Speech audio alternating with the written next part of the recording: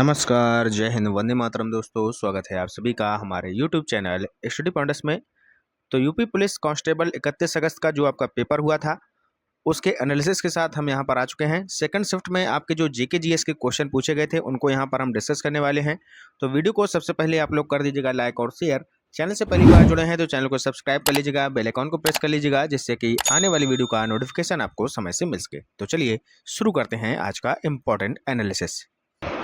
तो GK GS के portion में पहला क्वेश्चन आपसे पूछा गया कि भारतीय संविधान के किस अनुच्छेद के तहत राष्ट्रपति राष्ट्रीय आपातकाल की घोषणा कर सकते हैं।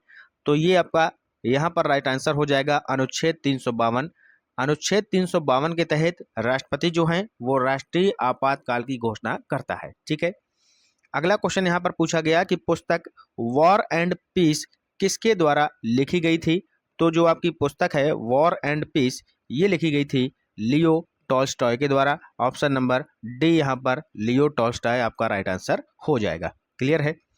अगला क्वेश्चन पूछा गया कि निम्नलिखित में से कौन सा जीएसटी का एक प्रकार नहीं है। तो जो जीएसटी का एक प्रकार नहीं है यहाँ पर पूछा गया था, तो क्यों जीएसटी यहाँ पर नहीं है। तो ऑप्शन नंबर बी हमारा इसका सही उत्तर हो जाएगा। ठीक है, तो क्यों जीएसटी इसका आपका राइट आंसर हो जाएगा। आगे देखिएगा, अगला क्वेश्चन पूछा गया निम्नलिखित में से कौन सा गैर टैरिफ बाधा यानी कि अवरोध का उदाहरण है। तो इसका जो उदाहरण हो जाएगा वो हो जाएगा Kota. Option number A Kota इसका सही उत्तर हो जाएगा। आगे चलिएगा, नेक्स्ट क्वेश्चन देखिएगा। अगला क्वेश्चन है कि निम्नलिखित में से कौन सा कर भारत की केंद्र सरकार द्वारा नहीं लगाया जा सकता। तो यहाँ पर केंद्र सरकार के द्वारा नहीं लगाया जा सकता ये पूछा गया है, तो ये हो जाएगा आपका राज्य उत्पाद शुल्क। ठीक है, तो राज्य उत्पाद शुल्क जो है ये केंद्र सरकार के द्वारा नहीं लगाया जाता है। अगला क्वेश्चन पूछा गया कि जम्मू कश्मीर का सार्वजनिक सुरक्षा अधिनियम, जिसको हम पीएसए बोलते हैं, किस तरह से आंतरिक सुरक्षा सुनिश्चित करता है। तो ये जो है सुनिश्चित करता है राज्य की सुरक्षा के लिए हानिकारक गतिविधियां करने वाले संदिग्ध व्यक्तियों को हिरासत में लेकर। तो इस तरीके से ये जो है सुरक्षा करता है। तो ऑप्शन नंबर ए हमारा यहाँ पर राइट आंसर हो जाएगा। क्लियर है। आगे चलिएगा, नेक्स्ट क्वेश्चन देखिएगा।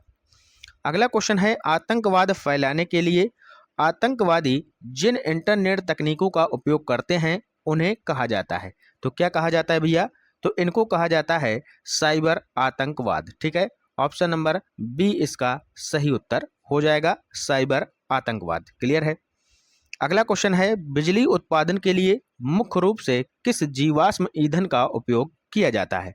तो बहुत ही सिंपल क्वेश्चन है, बिजली उत्पादन के लिए किस जीवाश्म ईंधन का उपयोग किया जाता है। तो ये किया जाता है कोयले का, तो कोयला इसका राइट आंसर हो जाएगा, ऑप्शन नंबर डी।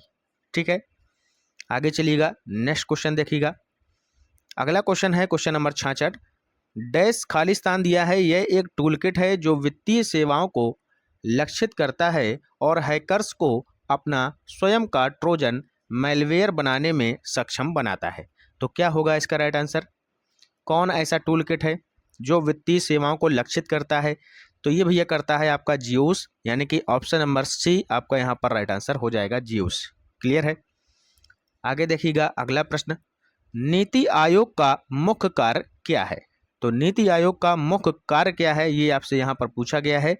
तो इसका मुख्य कार्य है राष्ट्रीय विकास रणनीतियों को तैयार करना। ऑप्शन नंबर ए जो आपका दिया गया है ये हमारा राइट आंसर हो जाएगा।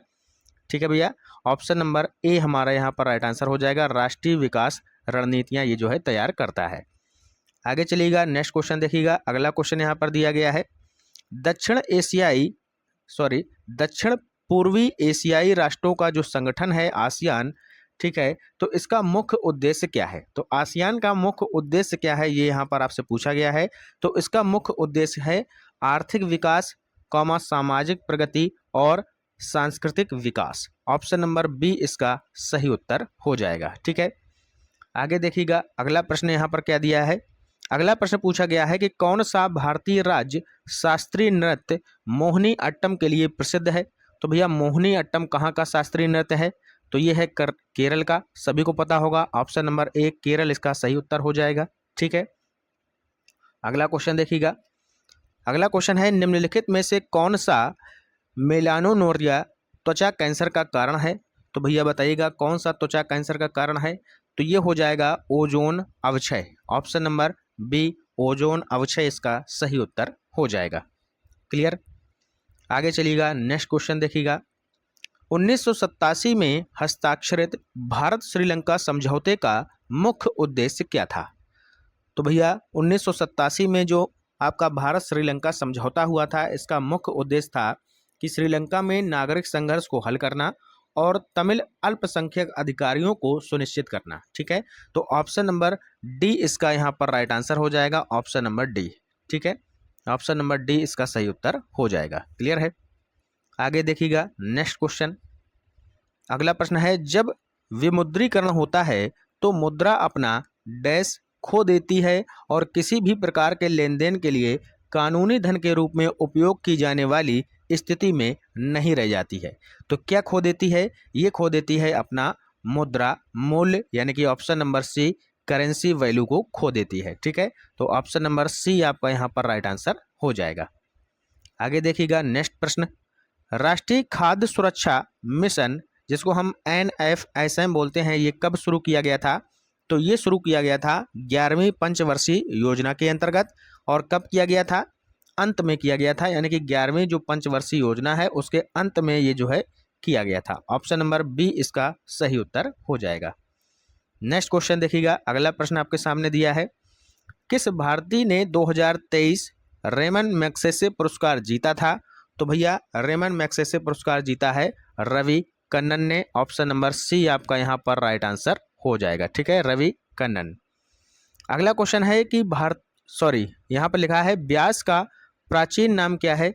तो व्यास का प्राचीन नाम है विपास। ऑप्शन नंबर सी इसका राइट आंसर हो जाएगा। आगे चलिएगा, नेक्स्ट क्वेश्चन देखिएगा।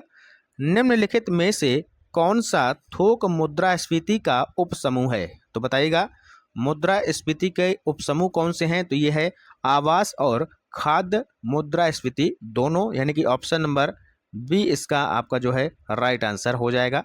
ठीक है, नेक्स्ट क्वेश्चन देखिएगा। अगला प्रश्न यहाँ पर दिया है, स्टार्टअप इंडिया पहल क्या है? तो स्टार्टअप इंडिया जो पहल है वो क्या है?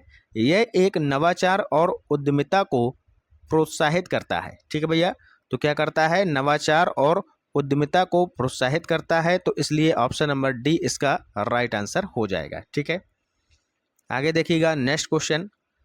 इनमें से कौन सा मानव शरीर का सबसे कठोर पदार्थ माना जाता है? तो बहुत ही सिंपल क्वेश्चन है, इसको बोला जाता है एनेमल, जो कि दांतों पर होता है। दांतों पर जो परत चढ़ी होती है वो एनेमल की होती है, जिसको हम दंतवल्क भी बोलते हैं। ठीक है, तो option number B tooth enamel इसका राइट आंसर हो जाएगा।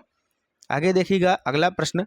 राज्यों में मानवाधिकार आयोग की स्थापना निम्नलिखित में से किस कानून के तहत की जाती है?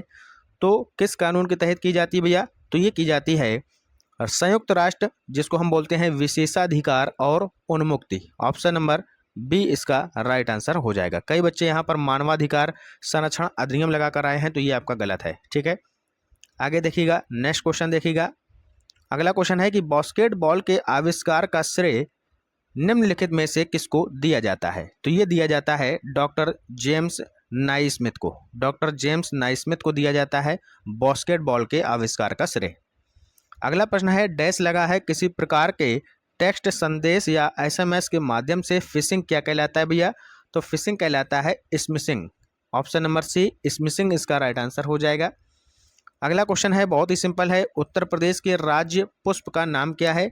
तो जो राज्य पुष्प है वो हो जाएगा उत्तर प्रदेश का पलाश। ऑप्शन नंबर डी इसका राइट आंसर हो जाएगा। ठीक है, तो पलाश इसका सही उत्तर हो जाएगा। आगे देखिएगा, नेक्स्ट क्वेश्चन है कि मालाबार नौसेना अभ्यास का क्या महत्व है? तो जो मालाबार नौसेना अभ्यास है इसका महत्व है कि यह भारत, USA, जिसको हम संयुक्त राज्य अमेरिका बोलते हैं, जापान और ऑस्ट्रेलिया के बीच नौसैनिक सहयोग को बढ़ाता है। तो ऑप्शन नंबर डी यहाँ पर आपका राइट आंसर हो जाएगा।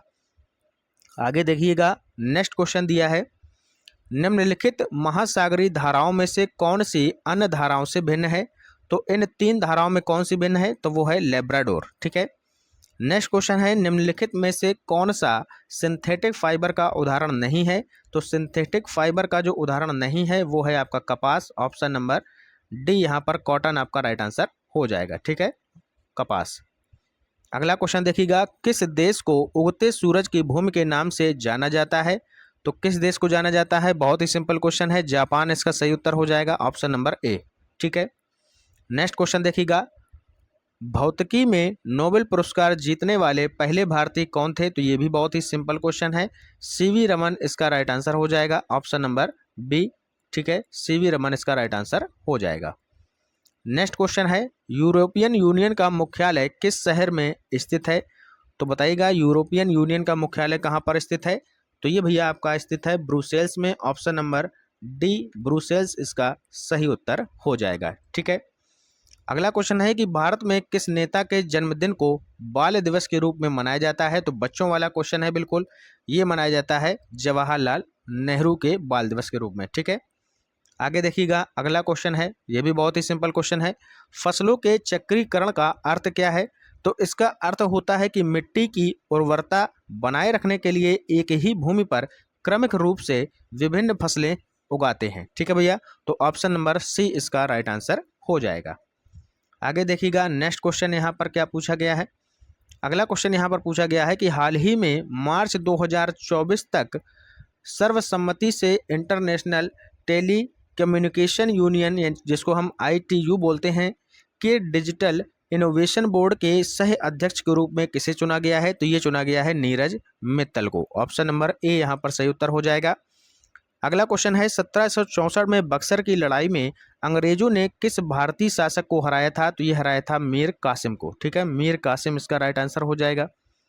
आगे चलिएगा, नेक्स्ट क्वेश्चन देखिएगा, कौन से स्वतंत्रता सेनानी इंट्रोडक्शन टू ड्रीमलैंड पुस्तक के लेखक हैं? तो भैया इंट्रोडक्शन टू ड्रीमलैंड इस पुस्तक के लेखक कौन है? तो वो है भगत सिंह। ठीक है, option number B, Bhagat Singh इसका सही उत्तर हो जाएगा। अगला क्वेश्चन देखिएगा, कौन सा शोध डिजाइन एक निश्चित समयावधि में समान विषयों का अध्ययन करता है? तो इसमें थोड़ा सा डाउट है क्वेश्चन में, देख लीजिएगा, मेरे हिसाब से शायद इसका सी यहाँ पर राइट आंसर हो सकता है, लेकिन इसमें डाउट है, आप लोग इसको जो है थोड़ा सा क्लियर कर लीजिएगा। ठीक है, इसको हम बाद में देखते हैं। ठीक है, आगे देखिएगा, नेक्स्ट क्वेश्चन यहाँ पर दिया गया है और लास्ट क्वेश्चन है ये, राष्ट्रीय मानवाधिकार आयोग के अध्यक्ष और सदस्यों की नियुक्ति किसके द्वारा की जाती है? तो ये की जाती है किसके द्वारा? राष्ट्रपति के द्वारा। ठीक है, तो ये हो गया आज का हमारा इंपॉर्टेंट लेक्चर कंप्लीट। मिलते हैं नेक्स्ट इंपॉर्टेंट लेक्चर के साथ, तब तक के लिए goodbye, have a nice day, जय हिंद, जय भारत।